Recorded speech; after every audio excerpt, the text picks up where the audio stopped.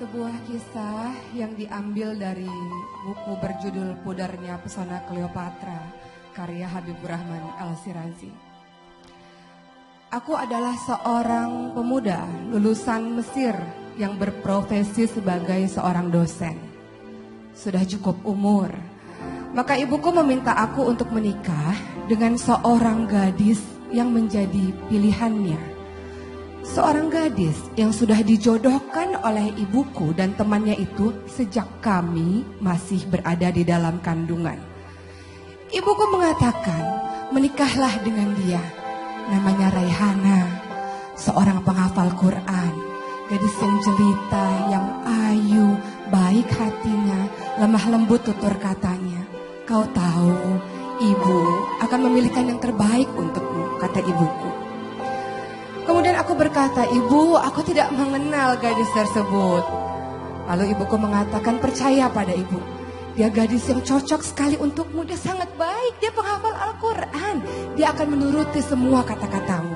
Dia gadis yang sangat patuh terhadap orang tuanya, apalagi nanti kepada suaminya, kata ibuku. Lalu karena aku berpikir bahwa ibuku adalah satu-satunya orang tuaku, dan aku sangat ingin sekali berbakti kepada ibuku tersebut, maka dengan berat hati aku pun mengiyakan. Maka terjadilah proses hikbah itu. Dan ketika pertama kali aku memandangnya, rupanya biasa-biasa saja. Aku memiliki sebuah bayangan, sebenarnya aku akan menikah dengan seorang gadis yang cantik jelita seperti titisan Cleopatra, seperti gadis Mesir, cantik, tinggi, putih, matanya bulat dan hidungnya mancung. Tidak seperti Raihana, seorang gadis Jawa yang biasa-biasa saja. Rupa Raihana benar-benar bukan idamanku. Namun aku berusaha untuk mencintainya. Maka terjadilah proses pernikahan itu dan aku lihat wajah Raihana sangat sumringah ketika orang-orang menyalaminya satu persatu. Dan bagiku, pernikahan ini bukanlah sebuah kebahagiaan, melainkan sebuah malapetaka bagiku. Bagaimana mungkin aku menikah dengan seorang gadis yang tidak aku cintai dan rupanya biasa-biasa saja. Di hari-hari pertama pernikahan, aku mencoba untuk berpura-pura mencintainya. Aku mencoba untuk berpura-pura bersikap lembut terhadapnya. Tapi ternyata aku tak bisa berpura-pura lagi. 2 bulan setelah pernikahan, aku menunjukkan sikapku yang tidak suka pada Raihana. Aku kaku saja padanya, tidak bereaksi dengan semua rayuannya. Dan Raihana tetap menjadi istri yang baik sebenarnya. Ia melayaniku dengan sepenuh hati, ia menyiapkan semua kebutuhanku. Dia sangat menyayangiku, tapi tidak denganku.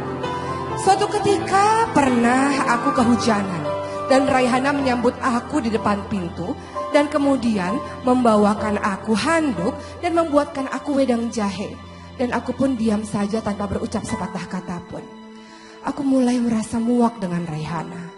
Aku mulai merasa tidak suka dengan semua apa yang dilakukannya. Maka suatu ketika Raihana bersimpuh di kakiku dan menangis. Suamiku, apa yang terjadi padamu? Katakan mungkin aku yang salah. Mungkin aku yang kurang dalam pelayananku terhadapmu. Kenapa engkau dingin sekali terhadapku, suamiku? Sekarang kau memilih untuk tidak lagi tidur satu ranjang denganku. Kau memilih untuk tidur di ruang kerjamu. Katakan kesalahanku apa agar aku bisa perbaiki, kata Raihana merintih di depanku. Tapi bagiku, ocehan Raihana seperti penjual jamu saja. Aku benar-benar tidak suka padanya. Raihana hamil ketika itu. Dan di usia kehamilannya yang ke-6 bulan, ia memutuskan untuk tinggal dengan ibunya. Dan aku sangat bersyukur karena Raihana tidak lagi berada di hadapanku. Aku bebas. Dan aku pun tidak ingat lagi dengan Raihana. Aku menjalankan tugasku sebagai seorang dosen seperti biasa. Dan ketika aku berada di kampus, aku mendengar betapa banyak orang-orang yang membicarakan seorang dosen bernama Agung. Kata teman dosenku, kau tahu kisah tentang Agung? Siapa itu Agung? Dosen muda yang sangat berprestasi. Dia mendapatkan beasiswa S2 di Australia. Dan dia berhasil menyunting seorang wanita dari anak dosennya tersebut. Dan kau tahu, istrinya itu cantik jelita. Ketika istrinya itu datang ke kampus ini, semua orang geger karena kecantikannya yang luar biasa. Tapi kau tahu, ketika pada akhirnya Agung mendapatkan beasiswa S3 dan ia mengajak istrinya tersebut dan anaknya, ternyata beasiswa S3 di Amerika itu sang istri selingkuh. Karena kecantikannya, justru sang istri menjadi selingkuh. Kasihan sekali Agung, kata teman-temanku. Seandainya dia memilih Zainab. Siapa Zainab? Kataku. Zainab adalah seorang putri dari Kiai. Pak Kiai pernah mengatakan kepada Agung ketika itu, Agung, aku ingin engkau menikahi anakku. Aku menawarkan anakku bernama Zainab. Tapi Agung menolak Zainab mentah-mentah. Bahkan ketika Agung bersekolah di Australia ketika itu, Pak Kiai mengatakan Zainab akan setia menunggu Agung. Tapi lagi-lagi Agung senantiasa menolak Zainab. Kau tahu betapa meruginya si Agung ini karena tidak jadi menikah dengan Zainab, justru memilih sang orang cantik tersebut. Zainab adalah seorang penghafal Al-Quran. Zainab adalah orang yang sangat turut dan baik budi pekertinya. Dia sekarang sekolah S2 di Prancis dan kemudian mendapatkan suami orang Pakistan. Luar biasa, sayang sekali Agung. Sekarang dia sedang menjalankan terapi di sebuah rumah sakit jiwa. Mendadak aku teringat dengan istriku Raihana. Dan kemudian dalam hatiku berucap, walaupun Raihana wajahnya biasa-biasa saja, dan walaupun aku tidak cinta pada Raihana, tapi kalau istriku itu berselingkuh, pasti akan aku bunuh dia. Bagaimanapun juga Raihana itu adalah istriku. Dan beberapa saat kemudian aku ditugaskan untuk pergi ke daerah puncak. Dan di puncak itu aku mendapatkan kisah lagi dari seorang temanku bahwa dia sangat menyesal karena menikah dengan seorang wanita cantik asal Mesir. Dan ternyata lagi-lagi wanita cantik tersebut berselingkuh.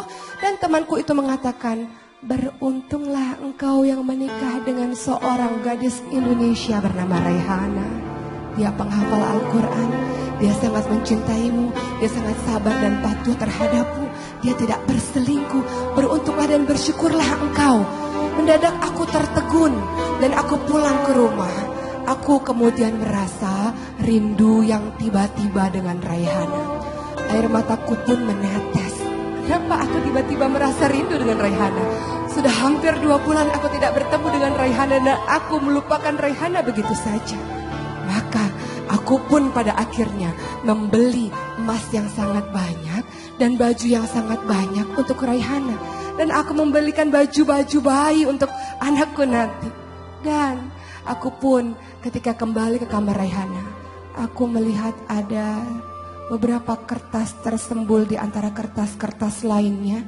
Dan aku baca kertas-kertas itu. Itu tulisan Raihana. Dan Raihana menulis, ya Allah, aku ini perempuan biasa, wahai Allah. Sudah selama 6 bulan lebih aku menikah dengan suamiku. Dan kemudian dia tidak mau menyentuhku, wahai Allah. Kau tahu aku wanita biasa yang juga punya hasrat biologis, wahai Allah.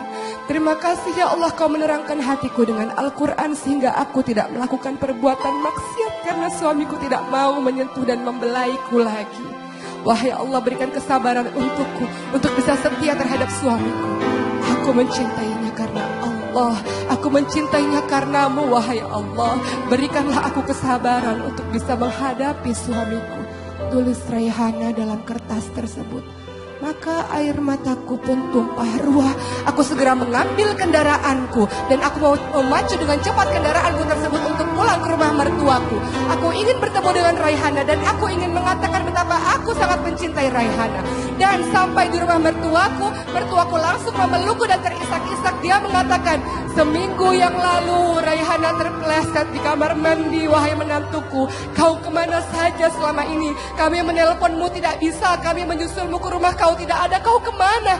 Ada apa dengan Raihana, Bu? Kataku. Dan kemudian ibuku mengatakan, Raihana dan anakmu telah tiada. Dia telah pergi.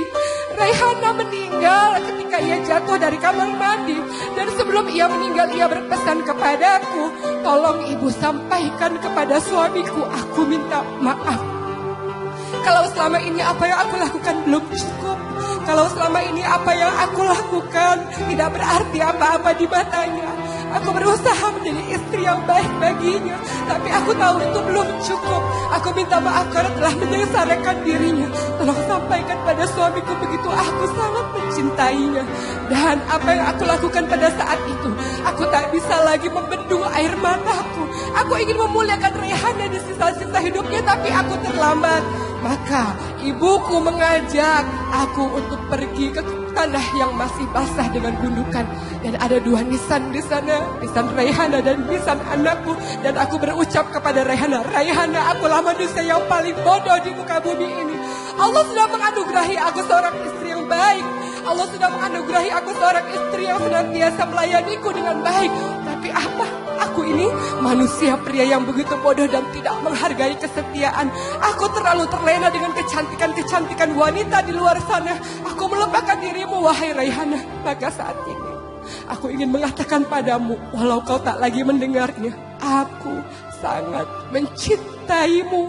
Aku berharap aku terus berada bersamamu. Aku terus berharap bahwa aku akan bertemu lagi di syurga, wahai Raihana. Aku mencintaimu, ucapku. Tapi apalah aku ini, laki-laki yang bodoh ini, yang tidak punya hati ini. Aku mengabaikan cinta dari istriku. Kisah ini mendatangkan pembelajaran yang luar biasa untuk kita. Betapa banyak di antara kita orang-orang yang senantiasa melalaikan, yang senantiasa menyanyiakan cinta dari seorang pasangan yang telah memberikan pelayanan yang terbaik untuk kita. Lihat, cinta itu baru terasa kedalamannya setelah orang itu telah tiada. Maka janganlah menjadi pria yang menyesal. Janganlah menjadi pria atau wanita yang menyanyiakan kebaikan dari pasangan sebelum ia pergi untuk meninggalkanmu. Bersyukurlah dengan pasangan terbaik yang Allah berikan padamu. Dialah jodoh terbaikmu. Bersyukurlah. Dan mudah-mudahan keluarga kita dilimpahi menjadi keluarga yang sakinah, mawaddah, warahmah. Karena apa? Bersyukur, menerima, dan meyakini jodoh kita adalah jodoh yang terbaik, insya Allah. Mudah-mudahan menjadi pembelajaran.